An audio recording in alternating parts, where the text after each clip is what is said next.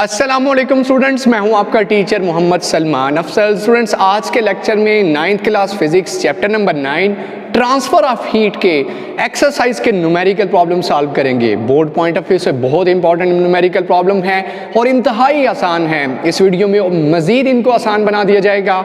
इस वीडियो को आपने लास्ट तक देखना है और न्यूमेरिकल प्रॉब्लम बना लीजिए अपने लिए बहुत ही आसान। जिस तरह की भी आपके जहनों में मिसअंडरस्टैंडिंग्स हैं, मिसकंसेप्शंस हैं अबाउट दीज न्यूमेरिकल प्रॉब्लम, वो सारी रिजॉल्व होने वाली हैं। कोई मसला आपको इंशाल्लाह से इस वीडियो देखने के बाद नहीं रहेगा। तो जुड़े रहिए इस चैनल के साथ। देन वीडियो देखने के बाद इस वीडियो को लाइक कीजिए, शेयर कीजिए, कमेंट्स कीजिए and don't forget to subscribe this channel. मैं टेक्स्ट बुक से रीड करता हूं chapter number 9 transfer of heat के एक्सरसाइज के न्यूमेरिकल प्रॉब्लम, जो कि पेज नंबर 208 पे है। सबसे पहला numerical problem 9.1, the concrete roof of a house. Concrete roof आप जानते हैं जैसे लेंटर डलवाया जाता है, इसी तरह से कहता है जी कंक्रीट रूफ है घर का, ऑफ अ थिकनेस 20 सेंटीमीटर। उसकी थिकनेस कितनी है, उस रूफ की, उस छत की थिकनेस कितनी है, उस कंक्रीट की 20 centimetre. Has a area of 200 metre square. मैं डायग्राम बना के आपको इसे एक्सप्लेन करता हूँ। The temperature inside the house is, घर के अंदर कितना टेम्परेचर है, 15 डिग्री सेल्सियस। आपने देखा होगा कंक्रीट की छतों वाले घर अंदर से नॉर्मली ठंडे ही होते हैं। And outside is 35 degree Celsius. और बाहर टेम्परेचर कितना है, The temperature inside the house is 15 degree Celsius and outside is 35 degree Celsius. घर के अंदर, उस घर के अंदर कंक्रीट की छत के नीचे 15 डिग्री सेल्सियस टेम्परेचर है और घर के बाहर गर्मी पड़ रही है, 35 डिग्री सेल्सियस टेम्परेचर है। Find the rate at which thermal energy will be conducted. वो रेट बताइए, rate of flow of heat बताइए जिसके जरिए एनर्जी आप जानते हैं हॉट से कोल्ड की तरफ ट्रेवल करती है। तो कहता है will be conducted through the roof, छत में से एनर्जी जो ट्रांसफर होगी, हीट जो ट्रांसफर होगी, उसका रेट बताइए। द वैल्यू ऑफ के फॉर कंक्रीट, कंक्रीट के लिए कंडक्टिविटी, थर्मल कंडक्टिविटी कांस्टेंट की कीमत कितनी है, जो कि हर मटेरियल के लिए डिफरेंट होती है, 0.65 वाट पर मीटर पर केल्विन। आइए मैं डायग्राम पहले बनाता हूं ताकि आपको समझा सकूं। ये घर है बच्चों, ये घर है, हाउस है, ये फर्ज कर लीजिए इसका मेन डोर है। ये कंक्रीट की छत डलवाई गई। छत इसकी क्या है, इसके रूफ क्या है, कंक्रीट का। फर्ज कर लीजिए मैं इसे ब्लू पॉइंटर से, ब्लू मार्कर से शो करवाता हूँ। ये कंक्रीट की छत ऊपर डली हुई है, ठीक हो गया। अब इस छत की जो थिकनेस है, रूफ, इस कंक्रीट की जो थिकनेस है, वो थिकनेस कितनी है, मोटाई कितनी है, उसे मैं एल के साथ रिप्रेजेंट करूंगा। जहन में सवाल आएगा एल क्यों, थिकनेस को हम ब्रेथ बी के साथ जाहिर कर दें, विड्थ डब्ल्यू के साथ जाहिर कर दें, एल तो लेंथ होती है। यहाँ आपको समझाता हूँ यहाँ एल से क्यों रिप्रेजेंट कर रहा हूँ। जबकि दूसरी तरफ इसका एरिया बताया है, लंबाई ज़रब चौड़ाई। जिस छत के ऊपर ये कंक्रीट डला है उसकी लंबाई ज़रब चौड़ाई, जिसे हम क्या कहते हैं, एरिया। इस पूरी कंक्रीट की रूफ का एरिया कितना है, 200 मीटर स्क्वायर। आप यहाँ नीचे इस कमरे में मौजूद हैं। कहते हैं अंदर जो टेम्परेचर है, कोल्ड का टेम्परेचर, इस कमरे का टेम्परेचर 15 डिग्री सेल्सियस है, जबकि बाहर हीट पड़ रही है, सूरज निकला हुआ है, उसकी तपिश से गर्मी है बाहर, और टेम्परेचर T1 क्यों नाम दूंगा, क्योंकि हॉट का टेम्परेचर T1 से और कोल्ड का टेम्परेचर T2 से रिप्रेजेंट किया जाता है। ये हम इस चैप्टर में सीख चुके हैं, थर्मल कंडक्टिविटी में हमने ये पढ़ा था। और जिन्होंने वो वीडियो नहीं देखी थर्मल कंडक्टिविटी की, वीडियो मस्त देखिए ताकि आपको थर्मल कंडक्टिविटी का कॉन्सेप्ट क्लियर हो सके, जो कि बोर्ड का बहुत इंपॉर्टेंट लॉन्ग क्वेश्चन है। देखिए गिवन डेटा में लिखता हूँ और के की वैल्यू दी हुई है वो भी लिखता हूँ। गिवन डेटा में बच्चों सबसे पहले तो बात होगी किसकी, एरिया, एरिया ऑफ रूफ, छत का एरिया कैपिटल ए के साथ रिप्रेजेंट 200 मीटर स्क्वायर। देन जी thickness, thickness of concrete roof या जस्ट रूफ, उसको मैं एल के साथ रिप्रेजेंट कर रहा हूँ। क्यों कर रहा हूँ वजह बताता हूँ। फिर उसके बाद temperature, temperature out side the roof, छत से बाहर टेम्परेचर कितना है, T1। जो भी ज़्यादा टेम्परेचर होगा उसे T1 का नाम देंगे। और टेम्परेचर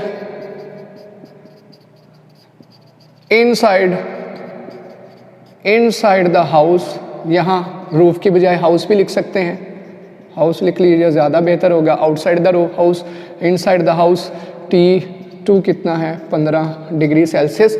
थर्मल कंडक्टिविटी कांस्टेंट कितना है, थर्मल कंडक्टिविटी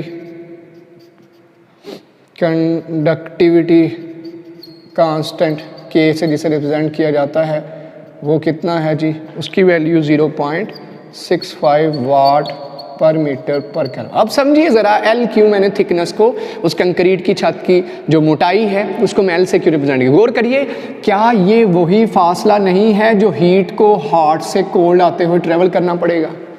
हीट को हॉट छत के बाहर से अंदर घर में घुसने के लिए कितना फासला ट्रैवल करना पड़ेगा, जितनी उस कंक्रीट की छत की मोटाई है। इसका मतलब हीट को हॉट से कोल्ड में आने के लिए बाहर से कमरे के अंदर दाखिल होने के लिए ये फासला ट्रैवल करना पड़ेगा। कौन सा फासला, एरिया नहीं, कौन सा फासला, जितना कंक्रीट के छत की मोटाई है, थिकनेस है। So that is why I represented thickness of the concrete roof with L. L is the length that heat has to travel. L वो फासला है जो हीट को ट्रैवल करना है, इसलिए मैंने आपको समझा दिया एल क्यू रिप्रेजेंट किया। अब सेंटीमीटर को मीटर बना लीजिए, यही करना चाहिए था। मीटर के लिए 100 से डिवाइड तो 0.2 मीटर।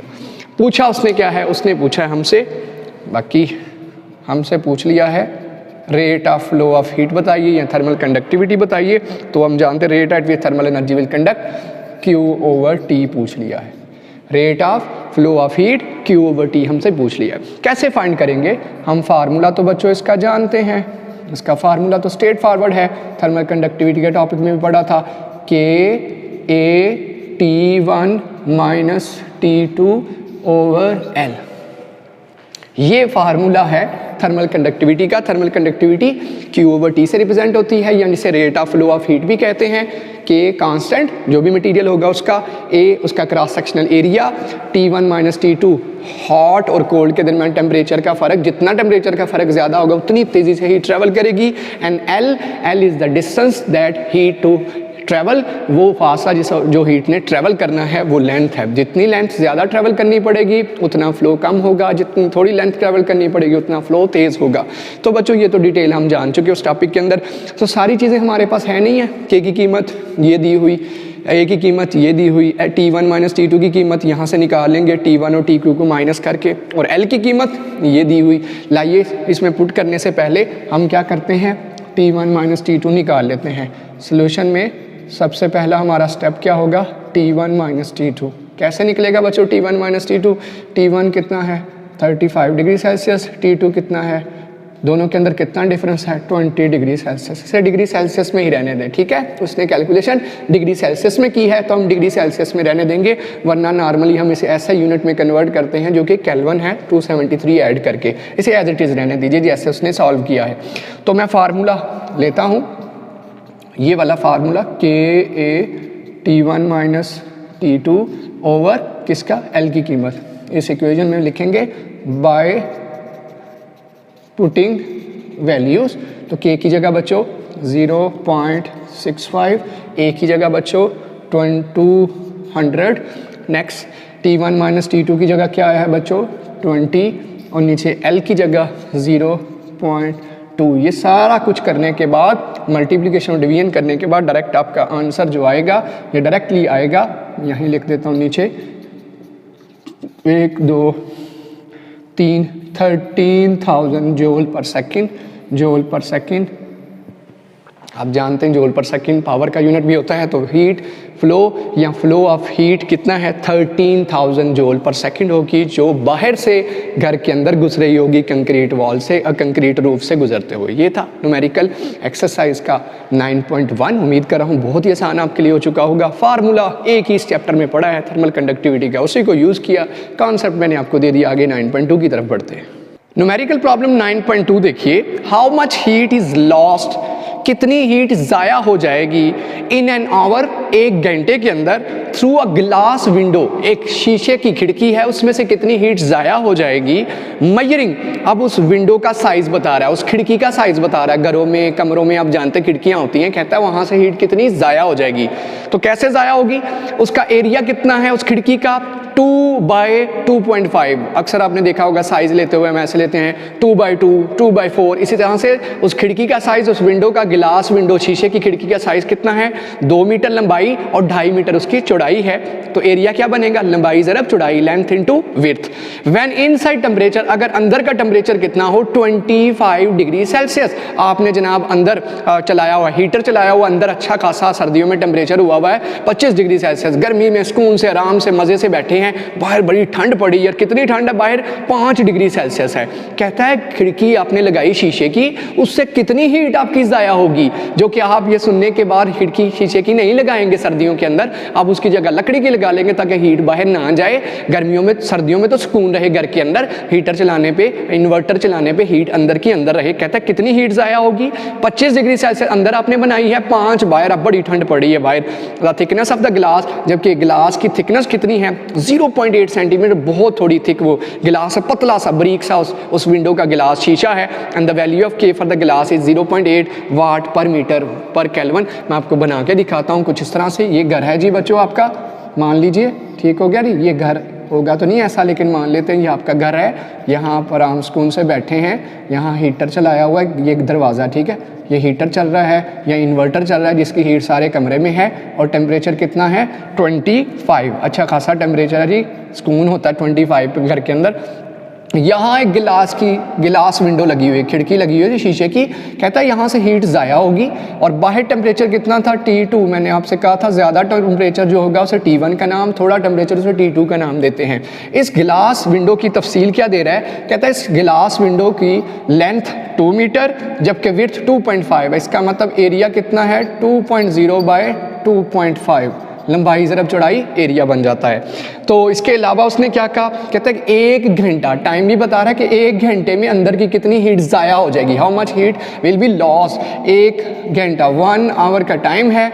गिलास का जो के की वैल्यू है वो 0.8 वाट पर मीटर पर केल्विन है। आइए इस डेटा को यूज़ करके, और इस शीशे की जो थिकनेस है, शीशा मोटा कितना है उस विंडो का, उसकी थिकनेस कितनी है, मतलब हीट को कितना ट्रैवल करना पड़ेगा, जितनी उस गिलास की थिकनेस है, हॉट से कोल्ड जाते हुए इतना फासला हीट को ट्रैवल करना पड़ेगा। ऑफ कोर्स वो एल ही होगा जितना फासला हीट को ट्रैवल करना पड़े, और वो है 0.8 सेंटीमीटर। मैंने तस्वीर बना के आपको डिटेल समझा दी, याद रखने में बहुत आसानी होगी कि यहाँ एल किसको रिप्रेजेंट करेंगे, एरिया किसको रिप्रेजेंट करेगा, वो मैं सारा आपको बता दिया।